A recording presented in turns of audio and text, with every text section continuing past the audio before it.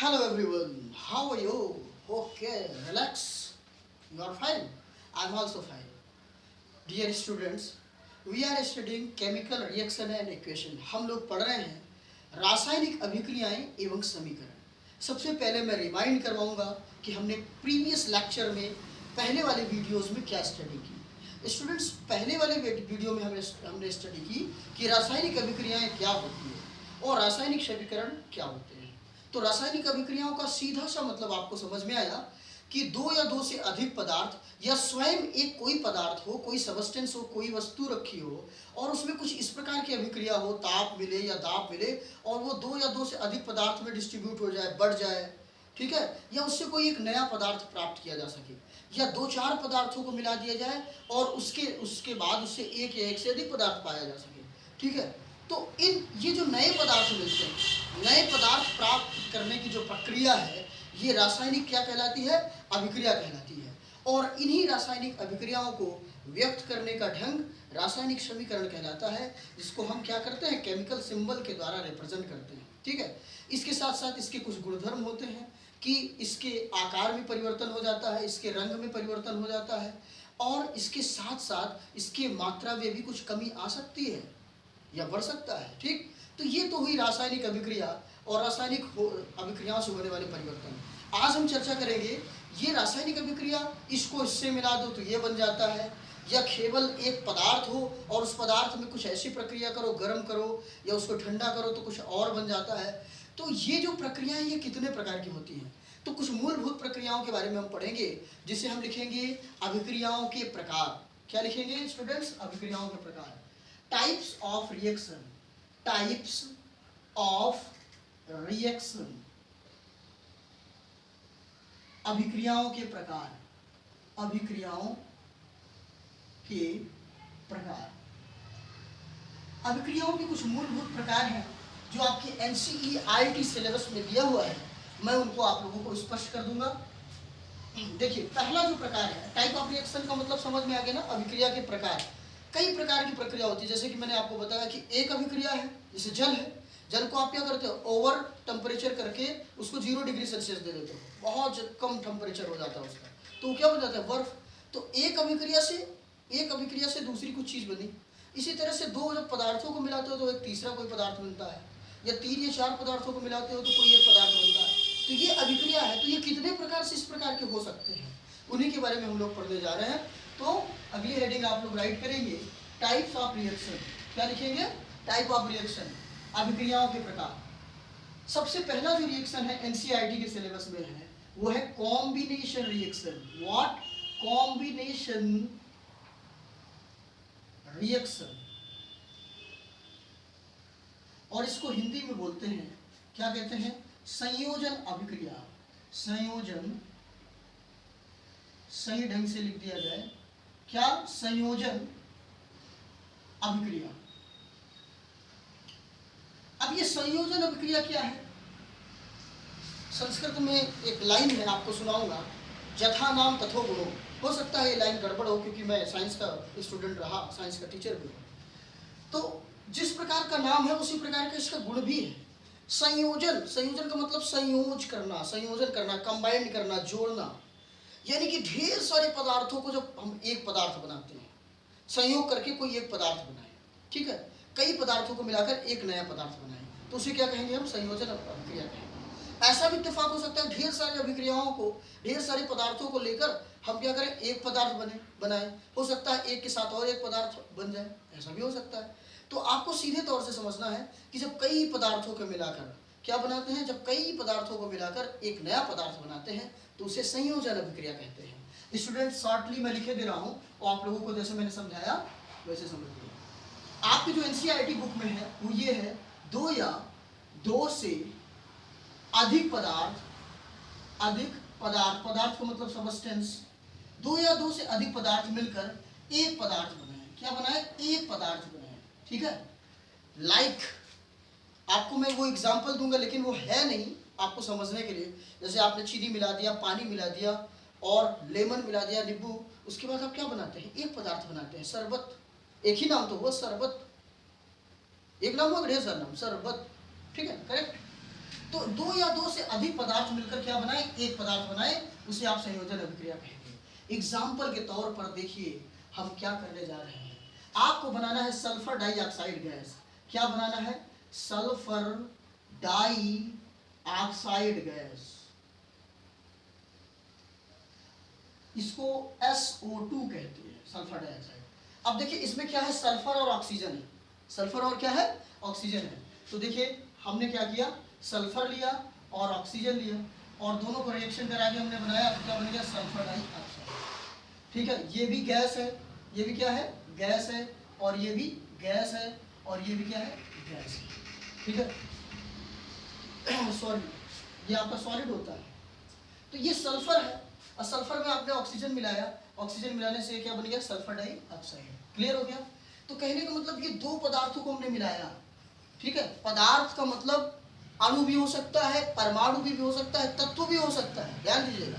अणु भी हो सकता है, तत्व भी हो सकता है, पदार्थ स्वयं हो सकता है। वैसे अगर पदार्थ को रसायन विज्ञान में कहें तो पदार्थ का मतलब group of atoms, group of molecules, ढेर सारे एटम्स मिलकर क्या बनाते हैं, पदार्थ। तो आप ये ना सोचिएगा यहाँ पे अणु का मतलब भी पदार्थ होगा, परमाणु का मतलब भी पदार्थ होगा, एलिमेंट का मतलब भी पदार्थ होगा। सभी चीजें इस संसार में जितनी है सब कुछ पदार्थ। तो चलो ठीक है, ये दो पदार्थों को मिलाकर हमने क्या बनाया, एक पदार्थ। तो ये क्या हुआ, संयोग किया, जुड़ गया ना, तो इसे हम क्या कहेंगे, संयोजन अभिक्रिया। और उदाहरण ले लेते हैं, एक दो एग्जाम्पल और ले लेते हैं, जैसे आप लोग मजबूत हो जाए, मोटे और ताजे हो जाए। जैसे हमने ले लिया कैल्शियम, चलो यार, कैल्शियम ऑक्साइड, ये क्या ले लिया हमने, कैल्शियम ऑक्साइड। इसको क्या बोलते हैं, चूना पत्थर। इसके बारे में पहले भी मैं चर्चा कर चुका हूँ। तो ये कैसा होता है, सॉलिड। ठीक है, कैल्शियम ऑक्साइड में हम क्या मिला देते हैं, पानी। क्या मिला लेते हैं, पानी। पानी कैसे होता है, लिक्विड होता है। तो ये कैल्शियम ऑक्साइड मतलब चूना है। चूना आप लोगों ने देखा है, पत्थर वाला जो होता है, उस चूने में आपको क्या डाल देना है, पानी डाल देना है, जल डाल देना है, वाटर डालना है। जब आप वाटर डालेंगे तो क्या होगा, पानी और चूने का मिक्सचर हो गया, मिल गया, मिश्रण हुआ ना। तो उसके बाद अगर आप उसको छुएंगे तो वो हीट लगेगा, गर्म होगा, तो उसको बोलेंगे कि ये कैल्शियम हाइड्रोक्साइड हो गया। क्या हो गया, कैल्शियम हाइड्रोक्साइड हो गया। इसको बोलेंगे बिना बुझा हुआ चूना, और ये किसका फॉर्मूला है, बुझा हुआ चूना। समझ में आ गया ना। अब देखिए इसमें भी दो पदार्थों को मिलाया गया तो तीसरा एक पदार्थ तैयार हुआ, A+B, then we get a new substance. ये पदार्थ को मिलाया तो नया मिला, हो सकता है ये C हो जाता तो ये D हो जाता। इसका मतलब क्या हो गया, ढेर सारे पदार्थों को आप मिलाते हैं, संयोग करते हैं। दो या दो से अधिक पदार्थों को आपने मिलाया और आपको एक नया पदार्थ मिला, नया गुणधर्म है उसका। और जो ये कैल्शियम हाइड्रोक्साइड है वो किस फॉर्म में है, एक्यू फॉर्म में है, एक्वा फॉर्म में है। यानी कि वो ना तो पूरी तरह से जलीय है और ना तो पूरी तरह से शुष्क है। चलिए और एक दो एग्जांपल ले लेते हैं। चलो वाटर बनाते हैं। वाटर के लिए क्या चाहिए, H चाहिए और O चाहिए। हाइड्रोजन और ऑक्सीजन दोनों गैसेस हैं, इसलिए ये H2 और O2 के फॉर्म में होंगे। ध्यान दीजिएगा, ये दो पदार्थ है यहाँ, ठीक है।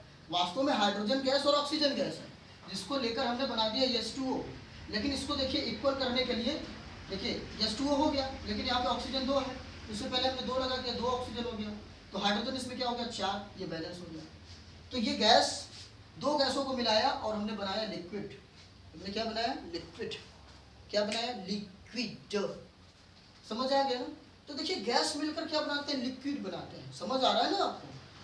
तो यहाँ पे दो पदार्थ मिले और एक नया पदार्थ जनरेट किया। एक एग्जांपल और ले लेते हैं H2Cl2, क्योंकि हाइड्रोजन गैस और क्लोरीन गैस, ये हाइड्रोजन गैस और क्लोरीन गैस दोनों को लेकर बनाएंगे तो हाइड्रोक्लोरिक बन जाएगा। क्या बन जाएगा, हाइड्रोक्लोरिक बन जाएगा, लेकिन ये लिक्विड फॉर्म में रहेगा। तो देखिए ये दो गैसों को मिलाकर हमने क्या बनाया, एक लिक्विड बना दिया है, HCl बना दिया। तो इस तरह से कॉम्बिनेशन रिएक्शन है। फिर से समझ लो मेरे मुन्ने, मेरे बच्चों, कॉम्बिनेशन रिएक्शन का मतलब ये है कि जब दो पदार्थों को मिलाकर, दो तत्वों को मिलाकर, दो अणुओं को मिलाकर, दो कुछ भी चीज़ों को मिलाकर एक नया चीज़ बनाते हैं। स्टूडेंट्स ये बात ध्यान देना कि जितनी भी चीज़ें यहाँ पे बनी हैं सब कंपाउंड है, मिक्सचर नहीं है, यौगिक है, क्योंकि इनमें सबका अनुपात निश्चित है। तो आप यौगिक बना रहे हैं, आप दो सबस्टेंसेस को मिला रहे हैं और आप कंपाउंड बना रहे हैं। तो चलिए कॉम्पोजिशन का मतलब समझ में आ गया, सॉरी कंबाइन है ना, कंबाइंड किया आपने। कॉम्बिनेशन रिएक्शन का मतलब संयोग किया आपने, जोड़ा। ठीक, दूसरा रिएक्शन पे हम स्टडी करते हैं सेकंड रिएक्शन है decomposition reaction. What? Decomposition reaction, अपघटन अभिक्रिया. अपघटन अभिक्रिया क्या होती है? शुद्ध शुद्ध लिख दिया जाए, अपघटन अपघटन अभिक्रिया. देखो भाई, डीकम्पोजिशन रिएक्शन क्या है? डीकम्पोजिशन रिएक्शन, स्टूडेंट जैसे नाम है वैसे इसका गुण है अपघटन. इसमें एक यौगिक रहेगा, वो दो पदार्थों में बट जाएगा, दो तत्वों में बट सकता है, दो अणुओं में बट सकता है, दो परमाणुओं में बट सकता है. समझ लीजिए मेरी बात. अपघटन, जैसे आपके बॉडी को 4-5 भागों में बांट दिया जाए, अपघटित हो गया, काट दिया गया, तो इस ये रासायनिक अभिक्रिया क्या होगा? इसमें अपघटन होगा. अपघटन का मतलब एक कंपाउंड रहेगा, ठीक है, उस कंपाउंड से क्या करेंगे आप? 2 या 3 एलिमेंट को बनाएंगे, 2 या 3 पदार्थ को बनाएंगे. Let us B observe simply. तो इसको हम लिख दें एक यौगिक से, यौगिक का मतलब भी यहाँ पे पदार्थ, ठीक है, 2 या 2 से अधिक अणु या परमाणु या पदार्थ, ठीक है, 2 या 2 से अधिक पदार्थ, ठीक है, या परमाणु भी लिख सकते हैं, अणु भी लिख सकते हैं, कोई दिक्कत नहीं. तो कहने को मतलब जैसे कि एक ये पेन है, तो इसको हम कुछ रिएक्शन करके, केमिकल रिएक्शन करके, यानी कि इसको गर्म करें या इसमें कुछ डाल दें और उसके बाद 1, 2, 3, 4 पार्ट में कर दें, तो क्या हो गया? अपघटित हो गया. क्या हो गया? अपघटित हो गया. साधारण भाषा में समझ लीजिए. अब इसको भी देखिए, समझिए इसको. हम ले लेते हैं एक फेरस सल्फेट. क्या ले लेते हैं हम लोग? Ferrous sulphate. बहुत पढ़े लिखे हो तुम लोग. ये किस फॉर्म में है? Solid form. इसको हम क्या करते हैं? गर्म कर देते हैं. क्या कर देते हैं? हीट. ऐसे बना दो डेल्टा. हीट करने पर क्या होगा? ध्यान से समझो इसको. फेरस सल्फेट क्या होगा? हीट कर दिया आपने तो फेरस ऑक्साइड में बदल जाएगा, फेरिक ऑक्साइड में बदल जाएगा. किस में बदल जाएगा? Ferric oxide. ये भी सॉलिड होगा. और क्या बचा? देखिए, Fe2 2 हो गया, O3 हो गया. अब और एलिमेंट्स कौन सा बचा? यस बचा हुआ है, क्योंकि इसमें एक यस तो है ही नहीं है, तो यस बचा और O2 बचा है. यस और O2. क्या बचा? SO2. आपको बैलेंस करना, ये गैस है. ध्यान से समझो, फिर से समझ लो. देखो, Fe पर 2 परमाणु है. यहाँ देखिए फेरस सल्फेट था और फेरिक ऑक्साइड बना और मतलब सल्फर डाइऑक्साइड गैस बना. ठीक. तो देखिए एक यौगिक है, उसको आपने गर्म किया. अभी मैं और एग्जांपल दे दूंगा तो इजीली समझ में आएगा. एक यौगिक है, इसको मान लीजिए गर्म करते हैं तो ये 2-3 पार्ट में बढ़ जाता है. तो वो चीज़ है कि फेरस सल्फेट है, इसको आपने गर्म किया, हीट किया, तो ये फेरस ऑक्साइड, फेरिक ऑक्साइड और क्या हो गया? सल्फर डाइऑक्साइड में कन्वर्ट हो गया. गैसेज है जो कि, और तो कुछ नहीं बच रहा है. और देखिए एक बार चेक कर लेते हैं. देखिए यहाँ पे सल्फर डाइऑक्साइड 2 बचेगा. रीजन आपको बता दूं. देखिए Fe2 हो गया क्लियर. O3 बैलेंस करना पड़ता है, मैंने बताया मेथड कैसे बैलेंस करते हैं. ठीक है. O3 यहाँ पे देखिए 4 2 जा 8 ऑक्सीजन कितना है? 8. और यहाँ कितना है? 3 है. तो आपको 8 बनाना पड़ेगा. कितना बनाना पड़ेगा आपको? 8. तो देखिए ऑक्सीजन, सल्फर डाइऑक्साइड ये हो गया. ठीक है. तो ये कितना हो गया? देखिए 3 और 2 5, 3 2 5, और इसको 8 आपको कन्वर्ट करना है. 8 नहीं कन्वर्ट होगा तो आपका दिक्कत हो जाएगा. देखिए 4 है ऑक्सीजन, सल्फेट है ना, तो आपका कितना है? 4. FeSO4. तो यहाँ पे हीट करने के बाद Fe2O3 SO2 और फिर सल्फर डाइऑक्साइड आपका बनेगा. बाई द वे अगर नहीं बैलेंस हो रहा है तो आप बैलेंस कर लेंगे. 2 देखो 3 2 5 है 6. ये क्लियर हो गया. ठीक. इस तरह से इसका क्लियरेंस करना है. सभी लोग अच्छे ढंग से इसकी स्टडी करो. इस तरह से इसके रिएक्शन को करना है. हमेशा जब भी रिएक्शन को करिएगा ध्यान दीजिएगा कि जो एटम्स है, नंबर ऑफ एटम इक्वल होना चाहिए. जैसे Fe2O3 तो 3 ऑक्सीजन हो गए, चाहिए कितना? 4 दूनी 8.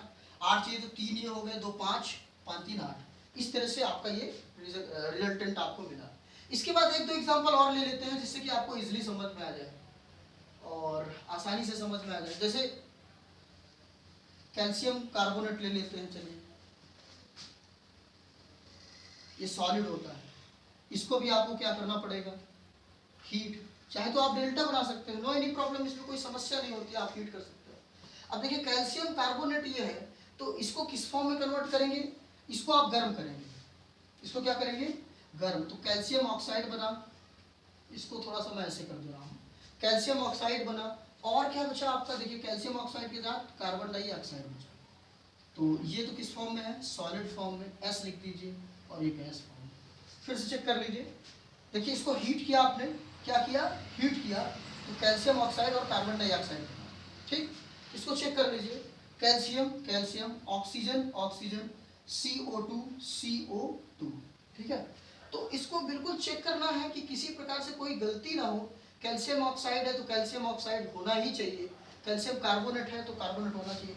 अब यहाँ पे देखिए बैलेंस कर लीजिए, ये कार्बोनेट ये गलत है, यहाँ पे 3 ऑक्सीजन होना चाहिए, तभी ये क्लियर होगा। एक एग्जांपल थोड़ा सा और लेते हैं, जैसे मान लीजिए अभी आप लोगों ने एक रिएक्शन किया था और उस रिएक्शन में बनाया था कुछ, देखिए जैसे बुझा हुआ चूना लिया था आपने ना, तो कैल्शियम हाइड्रोक्साइड आपने लिया था। अगर इसके पानी को हम कम कर दें, इसके पानी को हम क्या कर दें, कम, यानी कि क्या करना पड़ेगा, हीट, इसको गर्म करना पड़ेगा। तो अगर आप गर्म कर दीजिए तो क्या हो जाएगा, कैल्शियम हाइड्रोक्साइड अलग हो जाएगा सॉलिड में। बचा क्या, देखिए देखिए कैल्शियम हाइड्रोक्साइड बच गया ना, कैल्शियम हाइड्रोक्साइड Ca, और क्या बचा O, तो CaO हो गया। अब यह आपका बचा है H2O, पानी। तो जल जो है वाष्प के रूप में, वेपर के रूप में उड़ जाएगा, वाष्प बनकर उड़ जाएगा और ये सॉलिड फॉर्म में मिल जाएगा। तो यहाँ पे देखिए कैल्शियम हाइड्रोक्साइड यानी कि बुझा हुआ चूना को हमने लिया और गर्म किया। तो यहाँ पे ये चीज़ आपको ध्यान देना है कि जो भी चीज़ है वो सिंगल है, यौगिक है, और उसको 2 या 3 पार्ट पे इसको करना है, अपघटित करना है। क्या करना है, अपघटित।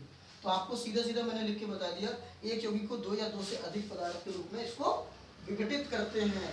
और 1-2 एग्जाम्पल ले लेते हैं, 1-2 एग्जाम्पल और ले लेते हैं डिकम्पोजिशन रिएक्शन में, जैसे आपका कॉन्सेप्ट बिल्कुल क्या हो जाए, क्लियर। अब ले लीजिए AgCl यानी कि सिल्वर नाइट्रेट, क्या ले लेते हैं, सिल्वर नाइट्रेट।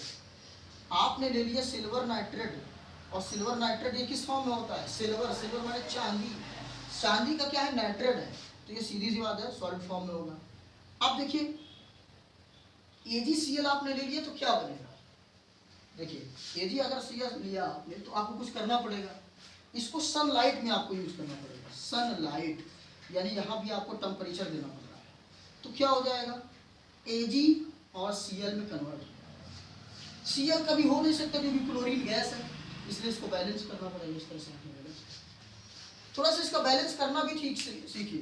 जैसे Ag और Cl अलग अलग तो हो गया, जो भी चीज़ है उसको अलग अलग कर दीजिए, जितने पार्ट बने उसको अलग अलग कर दीजिए, लेकिन उसको फिर बैलेंस करना, ठीक। तो देखिए ये AgCl सिल्वर क्लोराइड था सर, ठीक है, तो ये किस फॉर्म में हो गया, सॉलिड और गैस फॉर्म में, ठीक।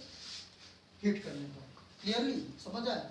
एक एग्जांपल और ले लेते हैं, अगर आपने सिल्वर क्या लिया है, क्लोराइड लिया है, तो आप कुछ भी ले सकते हैं, वर्ग 17 में उठा लीजिए। अगर आपने क्लोरीन लिया है तो ब्रोमीन, आयोडीन कुछ भी ले सकते हैं, तो सिल्वर नाइट्रेट भी ले सकते हैं आप। सिल्वर क्लोराइड लिया है, सिल्वर आयोडाइड ले लीजिए, सिल्वर क्या ले लीजिए, आयोडाइड, सिल्वर फ्लोराइड भी ले सकते हैं। मतलब इस तरह से लेकर आप सनलाइट करेंगे, अलग अलग हो जाएगा। तो ये आपको समझ में आया कि डीकम्पोजिशन का मतलब होता है डीकम्पोजिट करना, एक यौगिक को 2 या 2 से अधिक भाग में अपघटित करना, ठीक है, क्लियर है। इसको नोट कर ले, फिर नेक्स्ट प्रोग्राम को हम नेक्स्ट रिएक्शन है, नेक्स्ट अभिक्रिया का जो दूसरा प्रकार है, थर्ड नंबर, वो है डिस्प्लेसमेंट रिएक्शन। डिस्प्लेसमेंट रिएक्शन यानी कि प्रतिस्थापन अभिक्रिया या विस्थापन अभिक्रिया, क्या लिख देते हैं, विस्थापन अभिक्रिया, प्रतिस्थापन भी कहते हैं इसको, ठीक है, अभिक्रिया, कंफ्यूज नहीं होगा। ये भी 2 प्रकार का होता है। डिस्प्लेसमेंट रिएक्शन के बारे में सबसे पहले मैं आप लोगों को इन्फॉर्म कर दूं, होता क्या है, थोड़ा सा रोशनी बना दूं आप लोगों का। तो डिस्प्लेसमेंट रिएक्शन का मतलब होता है, आपको दिखाई दे रहा है। विस्थापन अभिक्रिया का मतलब क्या होता है, विस्थापन अभिक्रिया को समझिए डिस्प्लेस करना। जैसे आपकी प्लेस में कोई बैठा है ना, आप जिस प्लेस में बैठते हो उस प्लेस में कोई दूसरा आगे बैठ जाए, आप उसकी प्लेस में बैठ जाओ, ये डिस्प्लेस हो गया, अदला बदली हो गया। या हो सकता है कि एक सीट में आप 2 लोग बैठे हो, तो एक सज्जन उठे और दूसरे के पास जाके बैठ जाए और आपकी सीट क्या हो जाए, ब्लैंक हो जाए, चलिए ठीक है, मैं इसको समझाता हूँ, थोड़ा सा लिख लीजिए। किसी यौगिक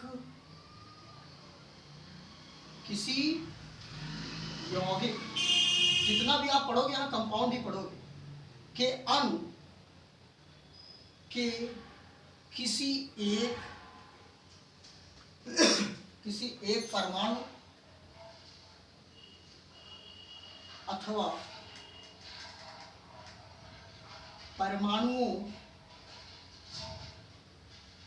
के समूह के स्थान में कोई दूसरा परमाणु अथवा, बहुत बड़ी कहानी लिख रहा हूं, परमाणुओं का समूह, छोटा सा लिख देता हूं, आ जाए।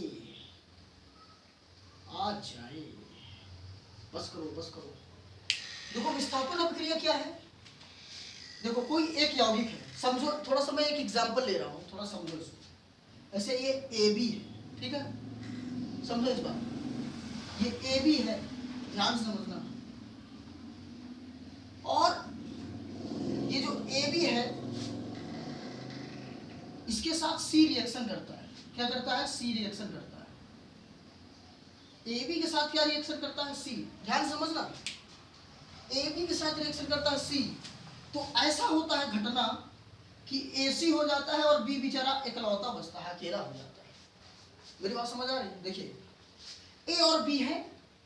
AB मतलब ये दो या दो से अधिक परमाणुओं की बात कर रहे हैं, यानी कि ये यौगिक है, ये कंपाउंड है, ये तो एक एटम है, ठीक। ये AB था और ये C है, ये एक परमाणु है, ये एक यौगिक है और ये एक एटम है। तो आफ्टर रिएक्शन ये दोनों जब रिएक्शन करते हैं तो ये A के साथ C हो जाता है और B बेचारा अकेला हो जाता है, या यहाँ A अकेला हो जाता है, कोई ना कोई अकेला हो जाएगा। अब समझो इस बात को, थोड़ा सा मैं समझा देता हूँ एक एग्जाम्पल के द्वारा, और लेकिन अलग ना सोचिएगा। वाई द वे, आपका नाम A है और आपकी वाइफ का नाम B है। आपका नाम A है, आपकी वाइफ का नाम B है। एक बंदा और है C, एक बंदा C है। ये पुरुष है, ये महिला है, ये भी पुरुष है।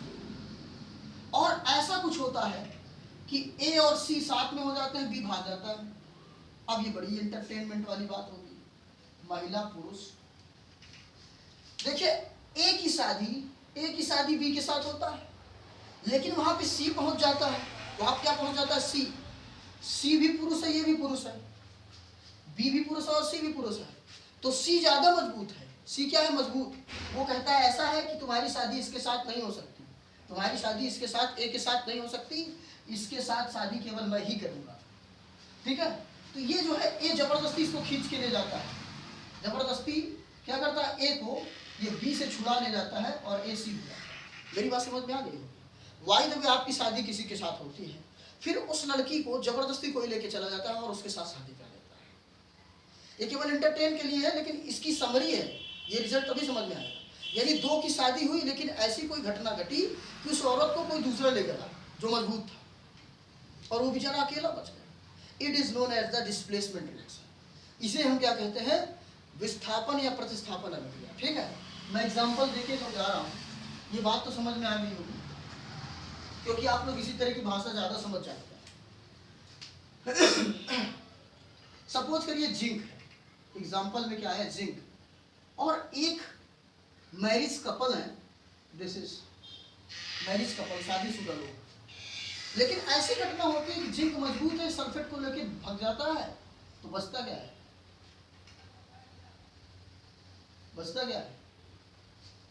ठीक है, जिंक है और जिंक के साथ एक सल्फेट लगा हुआ है, या कापर सल्फेट कर दीजिए। ये जिंक है और जिंक के बाद जो है यहाँ पे कापर सल्फेट होना चाहिए।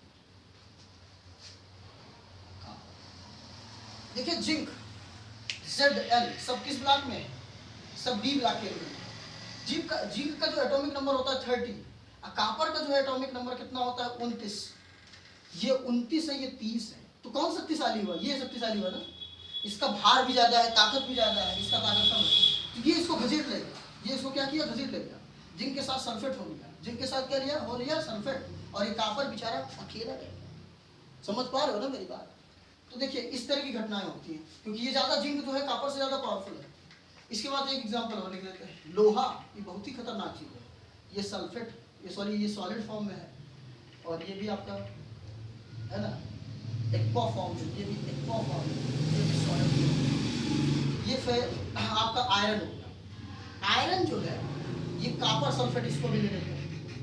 कॉपर बेचारा गरीब है, आयरन ज्यादा मजबूत होता है, कॉपर क्या है, कमजोर होता है, ये भी बेचारा इसके साथ हो गया, और ये बेचारा अकेला है, कॉपर सल्फेट, ये हो गया आयरन सल्फेट, क्या हो गया, आयरन सल्फेट, और ये कॉपर, ये सॉलिड फॉर्म में, ये एक्वा फॉर्म। इतनी चीजें समझ में आ रही होगी, बहुत ब्रीफली समझ में आ रही होगी, क्योंकि आप लोग बहुत मजबूत स्टूडेंट हैं, सब समझदार हैं, कोई समझदारी में कमी नहीं करता। क्लियर हो गया ना इतना? अच्छा, एक एग्जांपल और दे देते, चलो ले लेते हैं कुछ, पीबी ले लेते हैं, लेड, और इसका रिएक्शन कराते हैं हम किसके साथ, कॉपर क्लोराइड, कॉपर क्लोराइड, ये पीबी भी इससे मजबूत है, तो क्या हो गया, क्लोराइड के साथ, और ये कॉपर, मेरी बात समझ में आ रहा है ना? ये जो है कॉपर क्लोराइड का, कॉपर को कर दिया गया लेड, क्लोराइड हो गया इसके फॉर्म में, और ये कॉपर बेचारा इकलौता हो गया। तो मुझे ऐसा लग रहा है कि आप सब समझ रहे, क्लियर है, कोई दिक्कत? ठीक है, तो इसमें कहने का मतलब जितने भी पेयर थे बेचारे सिंगल बचते हैं, और जो सिंगल होते हैं वो पेयर्ड बनाए। इसके बाद देखिए डिस्प्लेसमेंट रिएक्शन हो गया, double displacement reaction, double displacement, द्विविस्थापन, द्विविस्थापन या प्रतिस्थापन, अभिक्रिया। भैया ये तो इंग्लैंड वाला काम है, ये वाला तो कहना नहीं चाहिए, मोमेडियन का काम है ना, ये तो काम चल जाएगा सब जगह कि भैया चलो वाइफ है चलेगा, लेकिन डबल डिस्प्लेसमेंट क्या होता है, ए बी सी डी टन टन टन टन, A C B D, good. अब देखो, ए की शादी बी के साथ हुई और सी की शादी डी के साथ हुई, ध्यान समझो, ए की शादी बी के साथ हुई, सी की शादी डी के साथ हुई, ये मेल है, ये फीमेल है, ये मेल है, ये फीमेल है, ठीक। फिर क्या होता है, दोनों लोग कहते हैं ऐसा है, अब जी भर गया, अदला बदली कर लेते हैं, क्या कर लेते हैं, अदला बदली, इंग्लैंड में होता है, आप लोग ना करिए। तो यहाँ पे देखिए एक्सचेंज होता है, ए का रिलेशन किसके साथ हो गया, डी के साथ, ए का रिलेशन किसके साथ होगा, डी के साथ, क्योंकि फीमेल होगा, बी का रिलेशन किसके साथ होगा, सी के साथ। समझ में आ गया मेरी बात? इसमें डबल डिस्प्लेसमेंट है, यानी द्विविस्थापन, अदला बदली हो जाएगा, एक्सचेंजिंग ऑर्डर हो जाएगी, यानी दो यौगिक रहेंगे और दोनों यौगिक अपने परमाणुओं को बदलेंगे, अपने परमाणुओं को, अपने आयन, अपने अणुओं को बदलेंगे और एक दूसरे फॉर्मेट में कन्वर्ट हो जाएंगे, ठीक है। तो ये तो मैं समझाने के तौर पे ले रहा था, तो ये समझ में आ गया ना, दो यौगिक रहेंगे और दोनों विस्थापित होंगे, विस्थापित होंगे, दोनों दोनों दोनों, समझो इस बात। चलो एक आध एग्जांपल ले लेते हैं, सोडियम बाबा, ये क्या है, सोडियम बाबा, सोडियम सल्फेट ले लेते हैं, और इसका रिएक्शन हम करा देते हैं, कोई एक कंपाउंड और ले लीजिए, बेरियम क्लोराइड। अब देखिए दोनों एक्सचेंज करेंगे, सोडियम, सोडियम के साथ क्लोराइड, देखिए ए का डी के साथ, ए के साथ डी, देखिए ए डी, ए के साथ डी, तो सोडियम क्लोराइड, सोडियम क्लोराइड, और ये सल्फेट है तो बेरियम सल्फेट, बेरियम सल्फेट। अब देख लो भैया ये बैलेंस वैलेंस है कि नहीं है, बैलेंस, बैलेंस ना हो तो बैलेंस कह लीजिए, और बैलेंस है कोई बात नहीं, बेरियम ठीक है करेक्ट, कोई दिक्कत नहीं, बेरियम सल्फेट और सोडियम क्लोराइड, ये गड़बड़ हो गया। अगर इसको हम 2 इधर लगा दें तो 2NaCl, अब इसको बैलेंस करना तो जानते हैं ना कि Na में कितना चार्ज होता है, आपको जैसे कि मैंने बताया था कि कैसे ये बैलेंस करते हैं, कैसे रिएक्शन होते हैं, है ना। तो ये चीज़ थोड़ा सा जान लीजिए, ये सोडियम सल्फेट हो गया, इसका बेरियम क्लोराइड के साथ रिएक्शन हुआ तो बेरियम सल्फेट हो गया और इसके साथ 2NaCl हो गया। करेक्ट। रीजन आपको बता दें, देखिए Na का ऑक्सीडेशन नंबर कितना होता है 1, अब क्लोरीन का ऑक्सीडेशन नंबर कितना होता है 1, दोनों एक दूसरे का एक्सचेंज करेंगे तो एक ही एक तो जाएगा। ठीक है, समझ में आया ना? समझदार बहुत ज़्यादा होनी। तो इस तरह से देखिए रिएक्शन होता है, ये एक्सचेंज ऑर्डर में होता है। और एक दो एग्जांपल ले लेते हैं। चलो ले लेते हैं मेथेन CH4, मेथेन का रिएक्शन करा देते हैं क्लोरीन के साथ। मेथेन का रिएक्शन जब क्लोरीन के साथ कराते हैं, ये गैस है G बनाइएगा, क्लोरीन है ये भी है गैस, इसमें भी GH बनाइएगा तो CH3Cl बन गया। मेथिल क्लोराइड की एथिल क्लोराइड, ये एथिल हो गया, मेथ एथ होता है ना, तो मेथिल क्लोराइड ये क्या बन गया मेथिल क्लोराइड। और बचा क्या HCl हाइड्रोक्लोरिक H इसका अलग हो गया। ठीक है, अदला बदली हो गया, एक्सचेंज ऑर्डर हो गया। और एक दो ले लो एग्जांपल, C2H5Br, मेथ क्या जाता है एथ, आप लोग पढ़ेंगे किसमें IUPAC जब पढ़ेंगे तब, इसका रिएक्शन कराइए यानी कि मेथिल, ये एथिल ब्रोमाइड हो गया, ब्रोमाइड आयोडाइड क्लोराइड, किसी भी वर्ग 17 को आप ले सकते हैं, फ्लोरीन क्लोरीन ब्रोमीन आयोडीन। ठीक है, उठा के ले लीजिए, यहाँ पे कुछ भी लगा दीजिए। और इसका जो है कोह के साथ रिएक्शन कराएंगे, पोटेशियम हाइड्रोक्साइड। अब फिर देखिए एक्सचेंज ऑर्डर में होगा C2H5 इसका जो रिएक्शन है OH के साथ हो गया और इसका जो रिएक्शन है इसके साथ KBr पोटेशियम ब्रोमाइड। ठीक है, तो देखिए एथिल, ये क्या था एथिल ब्रोमाइड था तो एथिल हाइड्रोक्साइड बन गया। ठीक, तो इसको समझ लीजिए इस तरह से। ठीक है, और ये पोटेशियम ब्रोमाइड, इसको समझिए इजीली कि दो यौगिक रहेंगे दोनों डिस्प्लेस करेंगे, दो यौगिक रहेंगे दोनों क्या करेंगे डिस्प्लेस करेंगे, अपने ऑर्डर को डिस्प्लेस करेंगे। जैसे ये मेरी बॉडी है और आपकी एक बॉडी है, मैं अपना टांग आपको दे देता हूँ और आपके टांग को अपने में लगा लेता हूँ। ऐसे संभव नहीं है लेकिन संभव हम कर देंगे क्योंकि हम लोग फिजिकल प्रॉपर्टी है, यहाँ पे केमिकल प्रॉपर्टी पढ़ा। ठीक है, इसको नोट करो। फिर अगला रिएक्शन, अभी जो रिएक्शंस आपको बताएंगे टाइप ऑफ रिएक्शन में 4 टाइप ऑफ रिएक्शन, बहुत नेडेबल रिएक्शंस हैं according to board examination, very very most important. 4 reaction में और टाइप ऑफ 4 रिएक्शन और बता दूंगा जो कि NCERT से बिलोंगिंग है। और उसके बाद 2 टॉपिक और बचेगा, इसमें केवल 10 हेडिंग्स अगर अच्छे ढंग से पढ़ लिया जाए तो ये लेसन पूरी तरह से ब्रीफ हो जाता है।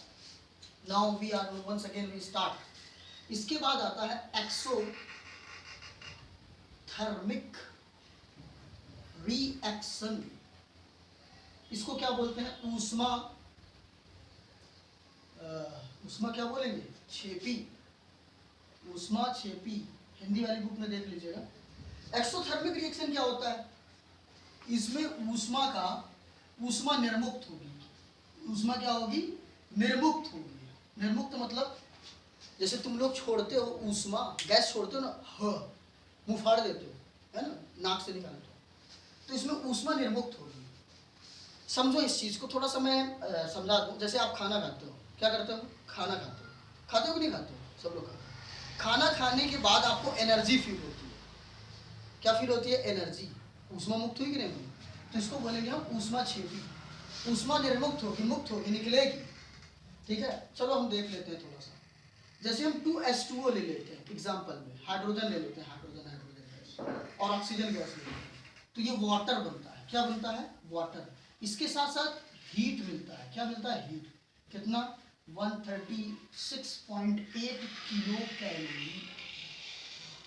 अब देखिए इतनी ऊर्जा निर्मुक्त होती है, इतनी ऊर्जा निर्मुक्त होती है। मैं देख लूँ रिकॉर्ड हो रहा है कि नहीं, गुड, कैमरा सही है। तो देखो हाइड्रोजन था ऑक्सीजन था, ये दोनों को मिला गया वाटर बना, लेकिन इसमें हीट, इसमें क्या होगा हीट जो है रिलीज होती है, ऊष्मा निर्मुक्त होती है, तो इसलिए हम क्या कहते हैं इसको एक्सोथर्मिक। ठीक, दूसरा एक एग्जांपल ले लेते हैं, जैसे एक चूना है। ठीक है, ये तो एग्जांपल सबको इजीली समझ में आ जाएगा, इसलिए मैं ये एग्जांपल लेता हूँ। ये चूना ले लिया मैंने, पानी, बार बार चूना लगा रहा हूँ आप लोगों को, समझिए फिलहाल। चूना और पानी ले लिया, ये आपको पता है सॉलिड फॉर्म में है, ये लिक्विड फॉर्म है, तो क्या बन जाता है कैल्शियम हाइड्रोक्साइड, लेकिन इसके साथ हीट निर्मुक्त होती है, हीट जनरेट होती नहीं होती। यार भाई सिंपल सी बात है कि आप जैसे चूने में पानी डाल दो, किसी पात्र में रखो चूना और चूने में क्या डाल दो, पानी। वाटर डालने के बाद आप उसको टच करो, जैसे ये हमने लिया, अब ये तो छोटा है, कुछ ऐसा लेते हैं, कुछ नहीं ले लेते हैं, मेरे पास दिख नहीं रहा कुछ, तो वाई देखो इसी में हमने चूना भर दिया, इसके ऊपर क्या डाल दिया, पानी, जल डाल दिया। तो इसको अगर हम छुएंगे तो छूने के बाद ये इसका टेम्परेचर बढ़ जाएगा, ये हीट करेगा, ओवर हीट करेगा, गर्मी देगा, मतलब गर्म गर्म लगेगा। आपके घर में पता होगा चूना खाते होंगे। तो ये देखिए लॉट ऑफ हीट। कार्बन ले लीजिए, कार्बन को यार ऐसे ना समझे, ऐसा करते हैं, जैसे कोयला ले लेते हैं,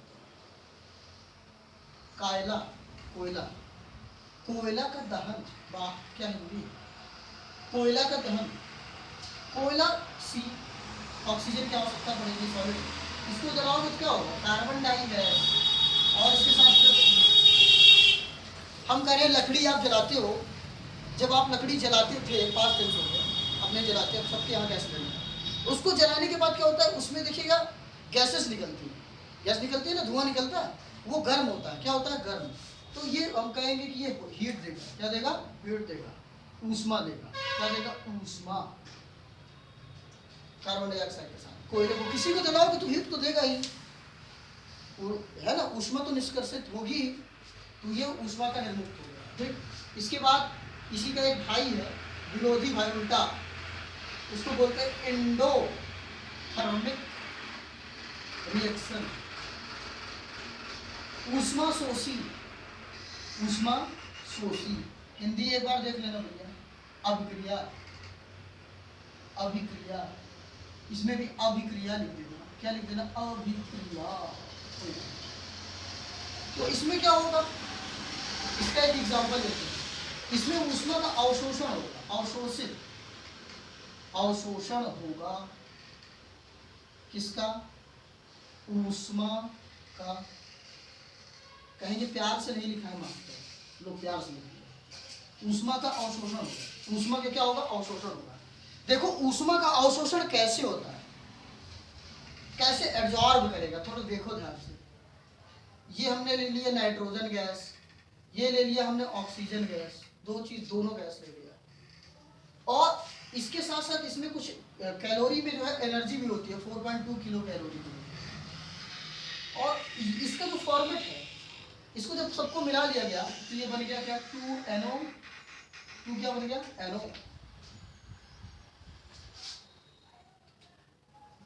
नाइट्रेट के फॉर्म में आ गया, किसके फॉर्म में आ गया, नाइट्रेट। तो ये देखिए गैस के फॉर्मेट में आ गया, तो सबको मिला दिया गया, इतना कैलोरी अगर इसमें मिला दिया गया, किलो कैलोरी, एनर्जी, और ये गैसेस, तो ये क्या हो गया, नाइट्रोजन के फॉर्म, वो नाइट्रेट के फॉर्म में आ गया। तो ये जो नाइट्रेट का फॉर्म है, ये गैस है, क्या है, गैस। और देखिए यहाँ पे ऊर्जा, जो इसके पास ऊर्जा थी, उसको क्या कर लिया गया, अवशोषित कर लिया।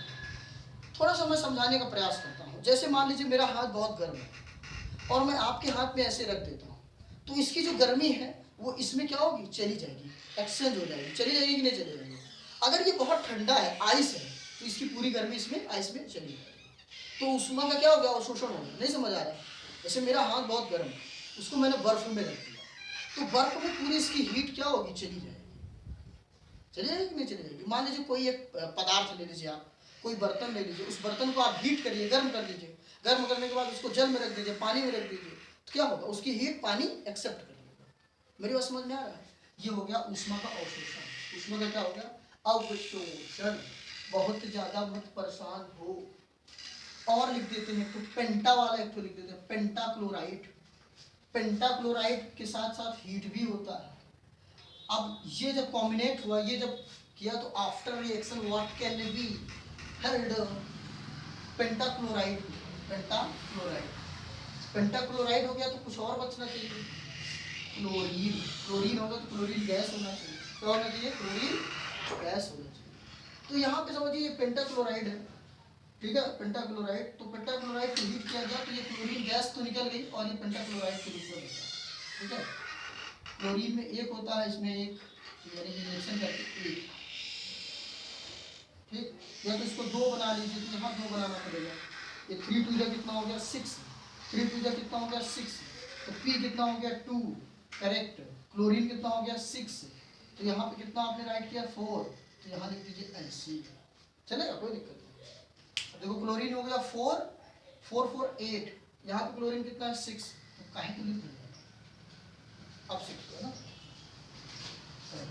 तो इस तरह से देखिए इसके रिएक्शन को आप लोग क्लियर करिए। अब आप इसमें समझिए, देखिए इसमें हीट था, पेंटाक्लोराइड जो था उसमें हीट था, तो दूसरे फॉर्मेट में इसको कन्वर्ट किया गया तो क्लोरीन गैस निकल गई, तो ये क्या हो गया, ठंडा हो गया। सीधी सी बात समझ में आ गई।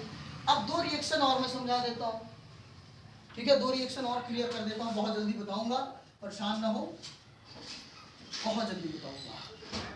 इतनी चीजें क्लियर हो जाने के बाद कुछ रिएक्शन और देख लेते हैं। ऑक्सीडेशन, ऑक्सीडेशन, ऑक्सीकरण,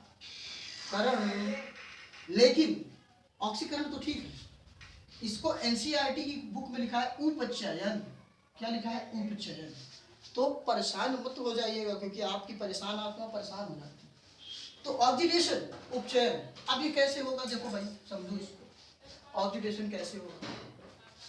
ऑक्सीडेशन का मतलब होता है रिएक्शन के बाद, अभिक्रिया के बाद, अभिक्रिया जब हो तो अभिक्रिया के बाद, जैसे इसको थोड़ा सा समझो, अभिक्रिया जो होता है इसमें दो चीज होता है, उसका नाम तो मैंने लिया नहीं काफी टाइम से। अभिकारक, क्या अभिकारक से क्या बनेगा, उत्पाद बनेगा। क्या बनेगा, उत्पाद। तो अभिकारक से जब उत्पाद बनेगा, क्या बनेगा, उत्पाद, तो उसमें ऑक्सीजन की क्या हो जाएगी, वृद्धि, ऑक्सीजन की वृद्धि, ऑक्सीजन की वृद्धि। तो समझो इसमें ऑक्सीकरण का मतलब क्या होता है, ऑक्सीकरण या उपचयन का मतलब क्या होता है, ऐसी अभिक्रिया है जिसमें ऑक्सीजन की वृद्धि हो, ऐसी अभिक्रिया है जिसमें ऑक्सीजन की वृद्धि हो या हाइड्रोजन की कमी हो, हाइड्रोजन की कमी, ऑक्सीजन को ओ लिखेंगे हम, ठीक है, ओ की वृद्धि हो, ओ की वृद्धि, बढ़ोतरी, और अच्छे से लिख दो सुंदर सा, ऑक्सीजन की वृद्धि या हाइड्रोजन की कमी, उसी को आप क्या कहेंगे, ऑक्सीकरण। तो ऑक्सीकरण अभिक्रिया ऐसी अभिक्रिया है जिसमें ऑक्सीजन की वृद्धि होती है या हाइड्रोजन की कमी। एक दो एग्जांपल ले लेते हैं, जैसे कि आपकी आत्मा परेशान ना हो। एग्जांपल ले लीजिए, जैसे ये हमने ले लिया कापर, क्या ले लिया, कापर, और ऑक्सीजन ले लिया, तो ये क्या बनाएगा, कापर ऑक्साइड। अब देखिए ये कापर में, यहाँ पे देखिए ये कापर में क्या होगा, ऑक्सीजन इंक्लूड हो गया, ऑक्सीजन जुड़ गया, कापर ऑक्साइड बना गया, यानी हम ये कह सकते हैं कि ये ऑक्सीकरण है। ये जो हमने प्यारा सा तीर बनाया है इसमें लिख दीजिए ऑक्सीकरण, उपचयन भी लिख सकते हैं, ठीक है, समझ में आ गया ना। लेकिन ये रिएक्शन बैलेंस है, बैलेंस नहीं है, इसमें दो ऑक्सीजन है, दो इधर लगा दो तो कापर भी दो होना चाहिए, दो, ठीक, समझ में आया ऑक्सीकरण। एक दो एग्जांपल और प्यार से ले लेते हैं, अब लेने की आवश्यकता नहीं, समझ में आ गया। तो ऑक्सीकरण का मतलब ऑक्सीजन की वृद्धि, ओ बढ़ा, ठीक है। दूसरा एग्जांपल ले लेते हैं, अब आते हैं, क्योंकि टाइम ओवर हो रहा है, समझ में आ ही गया है, रिडक्शन में आ जाता है। रिडक्शन 8वां रिएक्शन है भैया। रिडक्शन का मतलब होता है अपचयन, अपचयन, एनसीईआरटी में भी अपचयन है, अपचयन अभिक्रिया, अभिक्रिया, बहुत बुरा तो नहीं लिखा। रिडक्शन, अपचयन अभिक्रिया, अपचयन अभिक्रिया कैसे होगी भैया, जैसे ले लिया हमने, देखिए ध्यान से समझिए इसको, ध्यान से समझने वाली बात है। ले लिया हमने, क्या ले लिया, कॉपर ऑक्साइड, ऑक्साइड, और इसमें क्या करें, H2 मिला, H2 मिला देने के बाद कॉपर अकेला हो गया और ये वाटर बन गया, H2O, H2O बैलेंस।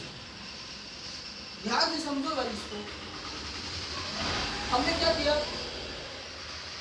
अब यहाँ पे ध्यान से समझो इसको कि कॉपर ऑक्साइड था, क्या था, कॉपर ऑक्साइड, उसमें हमने H2 हाइड्रोजन गैस मिलाया, इसे कॉपर बना और हाइड्रोजन। अब देखो ये जो कॉपर है ये अपचयन हो गया, अपचयन, इसका बेचारा जो O था वो गायब हो गया, O क्या हो गया, गायब। ऑक्सीजन की क्या हो गई, कमी, ऑक्सीजन की कमी, ऑक्सीजन की जब कमी होगी या हाइड्रोजन की बढ़ोतरी, तो वहां पे आप क्या कहेंगे कि ये अपचयन है, ठीक है, समझ में आ गया, कोई दिक्कत नहीं। अब देखो इसके दादा आते हैं, इसको बोलते हैं रेडॉक्स रिएक्शन, रेडॉक्स अभिक्रिया, रेडॉक्स अभिक्रिया। यार से लिखने रोते बहुत यहाँ पे, अभिक्रिया बहुत बार लिखा हूँ, समझ।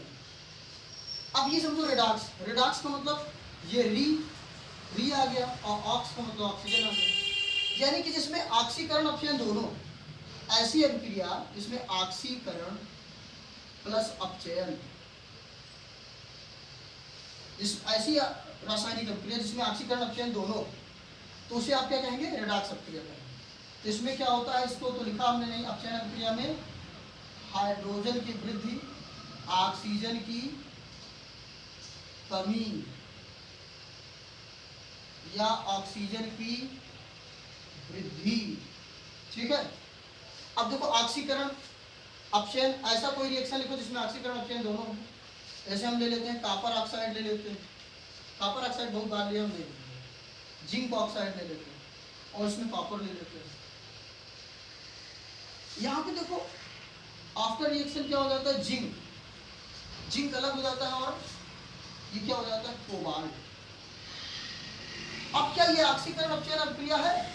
जी हाँ बिल्कुल, क्योंकि देखिए ध्यान दीजिए, ये क्या हो गया, अपचयन, अपचयन, और ये क्या हो गया, ऑक्सीकरण। तो जिसमें ऑक्सीकरण अपचयन दोनों अभिक्रिया हो उसे क्या कहेंगे, ऑक्सीकरण और अपचयन अभिक्रिया, ऑक्सी अपचयो अभिक्रिया, ऐसा भी लिखा रहता है कहीं, रेडॉक्स रिएक्शन। क्यों, देखिए इसमें जिंक ऑक्साइड था, जिंक से ऑक्सीजन चला गया, रिमूव हुआ ना ऑक्सीजन, तो इसलिए क्या हो गया, अपचयन, जब ऑक्सीजन नहीं है बेचारे के पास, गरीब हो गया। और ये जो कार्बन था ये क्या हो गया, CO बन गया, कार्बोनेट फॉर्म में आ गया। जब इस फॉर्म में आ गया, C के साथ O लग गया, तो सीधी सी बात समझ में आई कि O चिपक गया, यानी कि ऑक्सीकरण।